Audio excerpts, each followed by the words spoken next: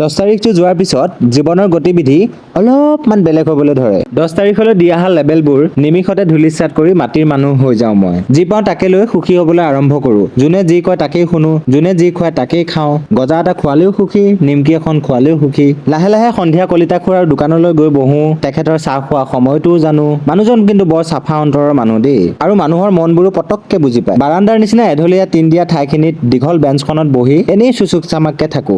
ডেকা ল'ৰা চাহ খাবি? মই বোলো বেছিকে আছে যদি দিয়ক অলপমান। বেছিকে নাই, মোৰ ভাগৰ পৰা অলপ দিছো, খা। এই মানুহবোৰ আছে কাৰণেই গুৱাহাটীখন মোৰ আপোন আপোন লাগে। বাৰু যি কি নহওক, কালি অনা মাছটোৰ কেইপিছমান আছে। ভাবিলো মামাই দিয়া জহা ভল আৰু জিকাই দি তাকে বনাই খাওঁ। ভিন ভিন চাইজৰ জিকা ভলখিনি ভালকে বাকলি গুচাই কাটি ললো, এটা আলু দিছো, আনহাতে বগী কেৰাহীজনী গৰম হোৱাৰ লগে লগে মিঠাতেল দিছো আৰু পুৰণা মাছখিনি অলপমান তপতাই ললো। মাছখিনি ভাজা হোৱাৰ পিছত একেখিনি তেলতে কেইটামান পাঁচফোৰণ, এটা ডাঙৰ চাইজৰ পিঁয়াজ আৰু কেইটামান কেঁচা জলকীয়া দি অলপমান সময় ভাজি লৈ কাটি ৰখা জিকা আৰু ভলখিনি দি ভালকে লৰাই দিছো আৰু ঢাকনখন মাৰি সিজিবলৈ দিছো। তেতিয়ালৈকে ভাবিছো লেলপি যোৱা এফাল অমিতা আছিলে, সেইখিনিও ভালকে কাটি লৈছো আৰু মাছৰ মূৰৰ লগত খাৰ বনাম। আলু খাই ভাল পাওঁ কাৰণে এটা আলু দিছো। যিহেতু অমিতাখিনি অলপমান লেলপি গৈছে, সেইহেতুকে ভাবিলো কুকাৰটোত দি অলপমান বইল কৰি তাক গলাই লওঁ। পৰিমাণ মতে অলপমান নিমখটো দি ঢাকনখন মাৰি দিলো। আনহাতে জহা ভল না কি সেইখিনিও জহিবলৈ আৰম্ভ কৰিছে। এতিয়া পৰিমাণ মতে নিমখ আৰু হালধি আৰু অলপমান আদা নহৰু থেতেলি দিছো আৰু ভালকে লৰাই ঢাকনখন মাৰি আকৌ সিজিবলৈ দিছো। আনহাতে মোৰ পেৰালাইচিছ কুকাৰটোত লৰাই দিছো যাতে হুইচেলটো মাৰক, নাই হেঁচি নিদিয়ালৈকে হুইচেলটো নামাৰিলে। আনহাতে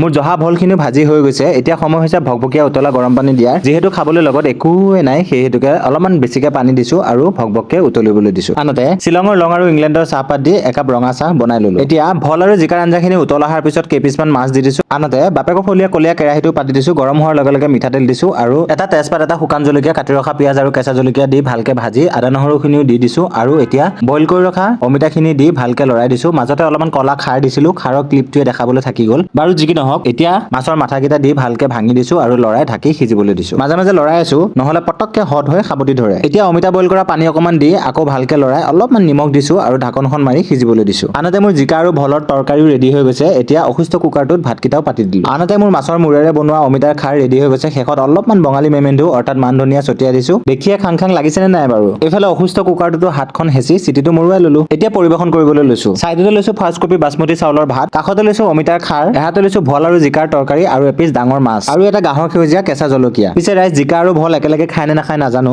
যিহেতুকে জিকা এটাই আছিল সেইহেতুকে একেলগে বনাই দিলো। দেখিবলৈ কিন্তু আল্টিমেট হৈছে। আৰু যিহেতু অমিতাৰ খাৰ মোৰ ফেভাৰিট, সেইহেতুকে প্ৰথমতে অমিতাৰ খাৰে দি আৰম্ভ কৰিছো। এতিয়া মাছৰ তৰকাৰী লৈছো। খাবলৈ যে কি আল্টিমেট হৈছে মাছৰ মাথা দি বনোৱা অমিতা খাৰে খাবা নে জিকা আৰু ভলে দি বনোৱা মাছৰ তৰকাৰীয়ে খাবা? ইমান ভাল বনোৱাৰ পিছতো কিন্তু ভগৱানে অহংকাৰ কৰিবলৈ নিশিকালে দেই। পিছে আপোনালোকে কেনেকুৱা পালে কমেন্ট কৰি জনাবলৈ নাপাহৰিব।